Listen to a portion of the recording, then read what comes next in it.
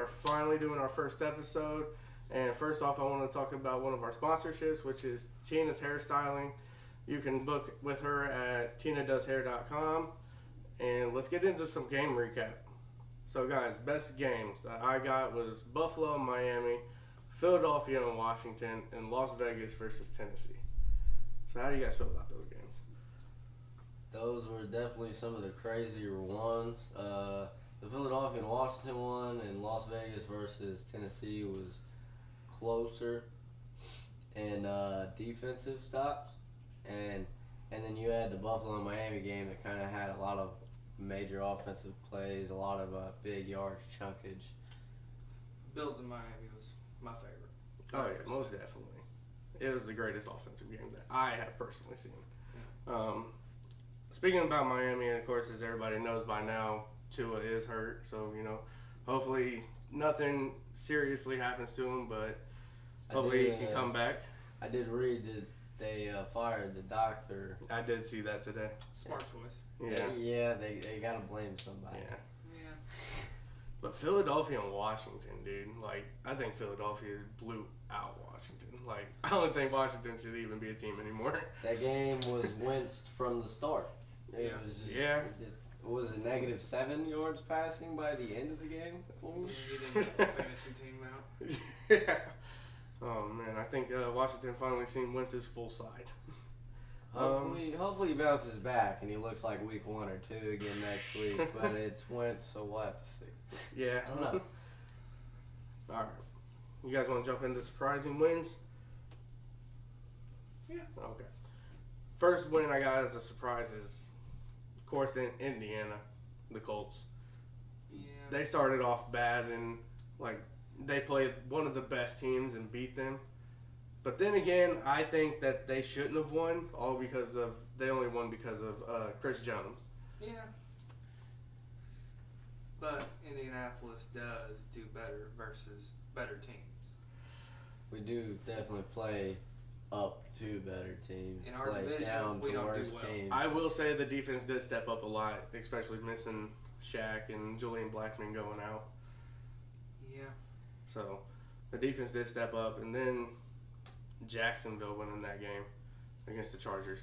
That was crazy. Jacksonville's the surprise. I was honestly with the hype about the Chargers having a great defense. I think that game was kind of the Chargers winning that game with injuries anyways. Justin Herbert just came off that rib problem he had, and he probably, if you ask me, wasn't 100% when he went in. It didn't look like he necessarily was. But it's Jacksonville for some reason they've been doing things on offense. I guess Christian Kirk is showing why they spend all that money. He's trying. Yeah, no kidding. But overall, Jacksonville is starting to look like the top division team in the South. Yeah. So I agree. They're definitely the biggest. So I guess problem. we'll see what happens this coming week. We got players news next. Injuries, as some people know, Amon-Ra St. Brown is now officially out for their Sunday game. How do you think that will affect them? I think Goff could definitely underperform this week, and it leaves big potential for Jamal Williams, the backup running back, because not only is Amon-Ra St. Brown injured, but you have DeAndre Swift injured. You have DJ Chark and Josh Reynolds, who are both questionable right now and not 100% with ankle injuries. Right. It's crazy how good the Lions are looking, but it's also because of their top wide receiver. So I guess we'll see what happens with them. Austin, you got anything? No, man, Justin cleared that one up. Next thing. Next thing we got is Sterling Shepard. Honestly, I feel bad for the guy. He's out for the season. But to me, he just wasn't much for the Giants. First 2 games, he was doing what he should. I liked him. I just picked him up. Bad pickup week. Yeah. Indeed. He'll be on IR. It's not really his injury that's like the big one on that team though. It's his injury on top of all the other ones that make it like wow. Because you got Kadarius Toney out, you got Wandale Robinson out, so that could lead to an underperformance for Daniel Jones, or it could lead to overperformance from Richie James, the 5-year wide receiver they have. Yeah. Maybe Galladay goes off. He's gonna be wide receiver. He's gonna be wide receiver 3 this week. It is Galladay though, and he looked good when he was playing with the Lions. I mean, yeah, without a doubt. But then again, it could just be a Barkley day. Hear me out. I love that. That sounds like a great idea. Barkley day. And I I'm don't glad mind I a don't play Barkley you this day. week. And then you got Patriots quarterback Mac Jones. He has a high ankle sprain. Surgery is an option. They are saying that he might miss multiple games, but he is saying that he might be good to come back this week. Yeah, they definitely need him. I did hear that he was ruled out for week 4 completely. Okay. But he does still have that possible return in week 5.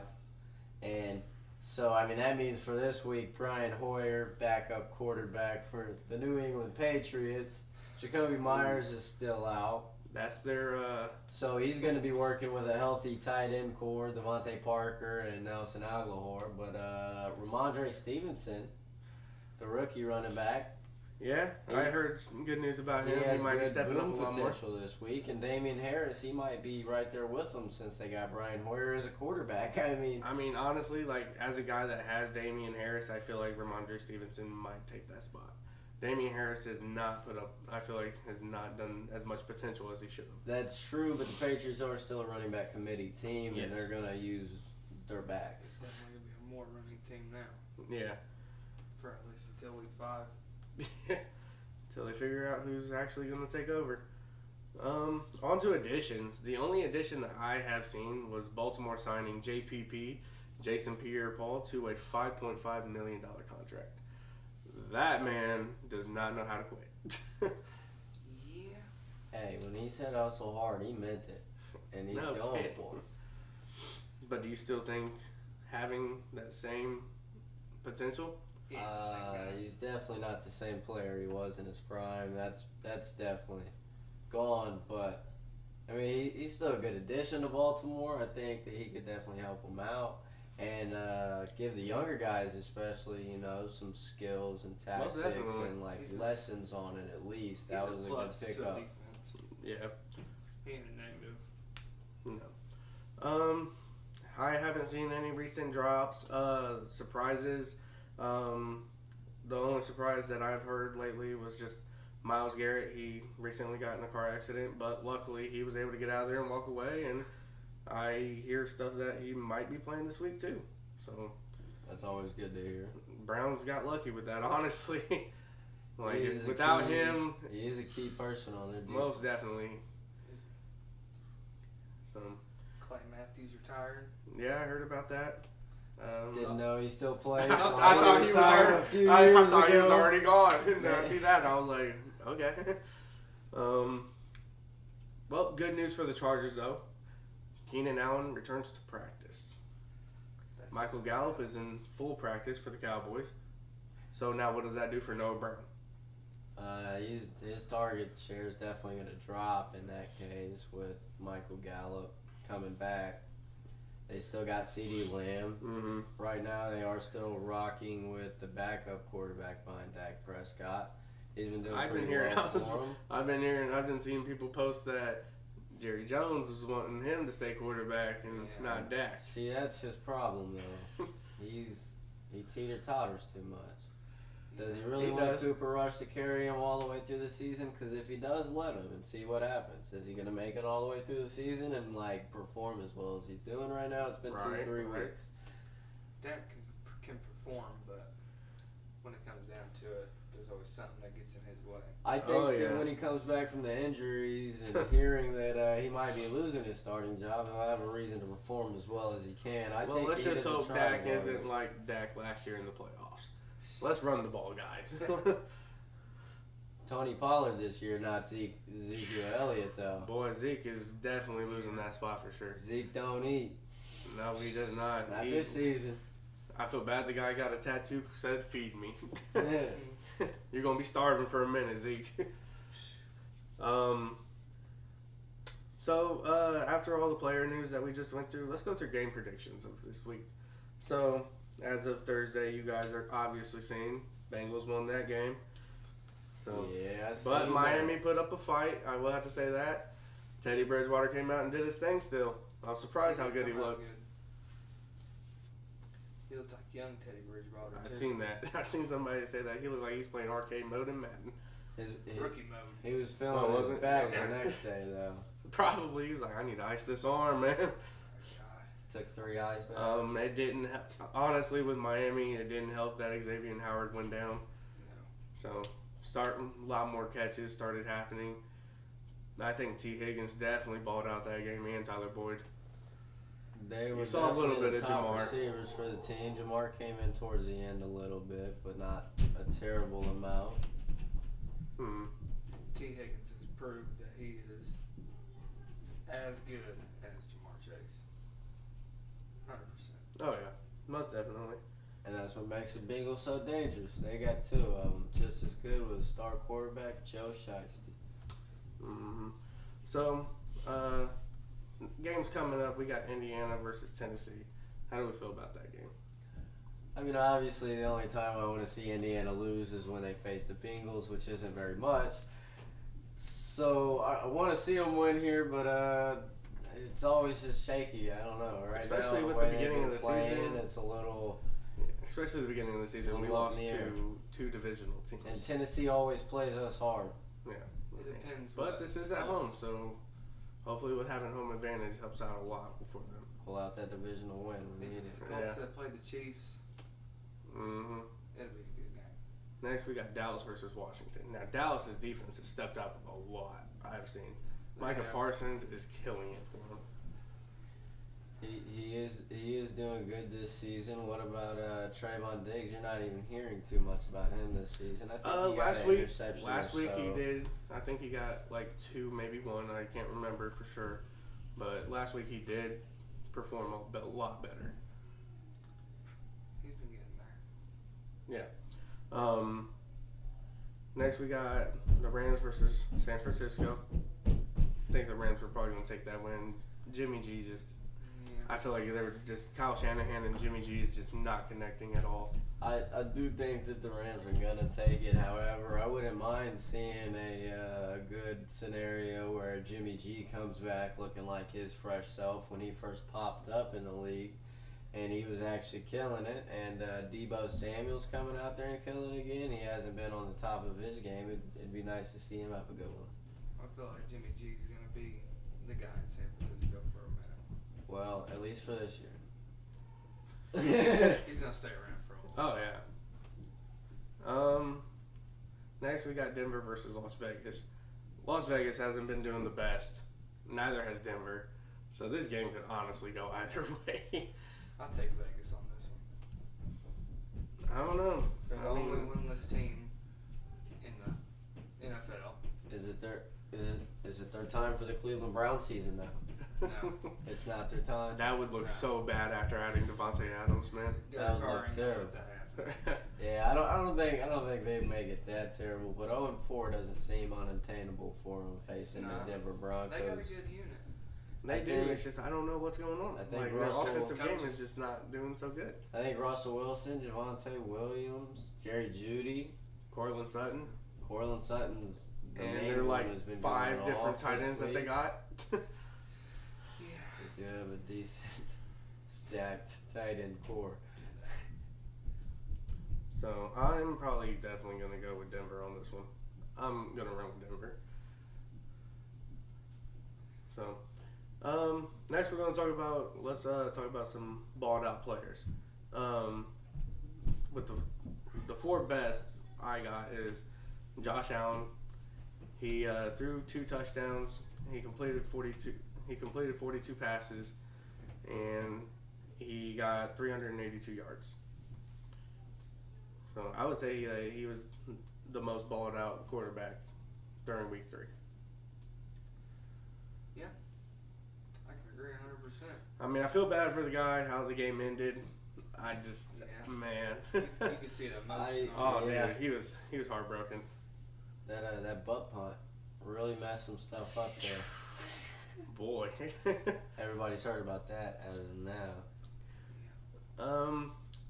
As running back, I got Khalil Herbert. Khalil Herbert definitely is showing up, and I think he needs the starting spot over David Montgomery.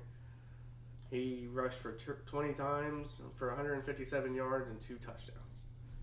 He definitely came in there and did his thing. Showed that he does have the potential to be that starter for them. I think he performed a lot better than Montgomery did Oh yeah. when he was in there. That's the point of it. Get up there and show them what you got. Fight for that position. Like I said, I think the man deserves that spot. Especially I feel like he running showed backs. last year. I feel like there's a lot of them that are all really close in talent levels to Mhm. each other that are on teams. They have a chance to surpass it any I mean, moment. I honestly feel Khalil Herbert showed up last year for him, and I figured he should have got it then. He did, and for some reason, some that the coaches seen or something, I guess, wanted them to let Montgomery take that star Yeah. role. But Well, hopefully things will change soon. Wide receiver Devonta Smith. Boy, is he starting to show up now. I bet people with a Jalen Hurts and Devontae Smith on their team are loving that connection. Dude, it is crazy. Like, at first, like, the very first week, Devonta Smith didn't really get nobody any points. But now all of a sudden it's starting to pick up. That's right. Yeah, he's looking his way a lot more. It's actually, I think it might be part of their plan. It might be. Because, they were, like, doing the connection with him and A.J. Brown, and now everybody's, like, moving over to guard A.J. Brown and leaving Devonta Smith one-on-one. He got the week 1 blues out the way. Now he's starting to roll. Mm-hmm. Well, Devonta Smith did 8 receptions for 169 yards and a touchdown.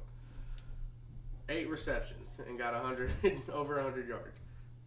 Boy, is he a deep threat. Yeah. I bet you he's going to do it a lot more this year. That ain't going to be the one and only. No, most definitely not. He's still young. It's definitely going to pop off. Tight end for week 3, David Njoku did really good. Yes. He definitely showed out. He definitely put up some points for you, did.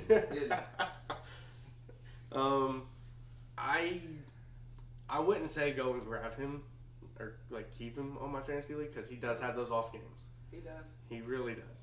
But that also just depends on the quarterback. So It does. maybe when Deshaun Watson comes back, it might get better, it might not. It really worked into that defense that he was playing against. Oh yeah. But he put up 10 receptions for 89 yards and got a touchdown. So he did pretty good. And then on our next segment, we got crapped out. These were the worst performances in week 3.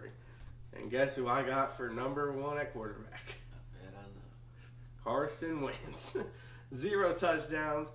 His completion percentage was only 58.1, and he lost a fumble. That man did not do good at all. It's almost like he could have had better numbers under like wide receiver stats or running back stats maybe. Like, Jesus, dude. He started the season out pretty good, though. I thought he was going to have a terrific season. He was looking I good. mean, one And thing then I you did go against the notice, Eagles, though, and it's like, I don't know what to do against my old team. you gotta think though. I mean, that O-line, like, did they even show up to face the Eagles? They was back there in the backfield all day on them, sacking them. I think he got sacked 5-6 times. Yeah. He got knocked down double digits, 100%. Yeah, that Eagles defense is crazy good this year. They're looking good. Oh, yeah. I don't know if it was like adding James Bradbury or drafting that rookie, but I don't know. Almost getting back to the Brian Dawkins time. We'll have to see They how just it need a plays hard out. hitter. For running back, I chose Aaron Jones. He only rushed for 11 yards, and he lost a fumble, no touchdowns. Yeah, that was surprising to me. I think I think they just got lucky in that game with Tom Brady, honestly. I think Aaron Jones and A.J. Dillon are going to start seeing a lot more of a split backfield. I think it's going to Green start Bay. becoming more A.J. Dillon over Aaron And Jones. It is, yeah. Like, it might still be split, but I think Aaron Jones is going to eventually start getting more carries. Yeah. He's younger. I feel like he's got more power than Aaron Jones now. So It's not going to be quite like Nick Chubb and Kareem Hunt, but it's going to be more A.J. Dillon than Manny. Yeah. eventually, yeah.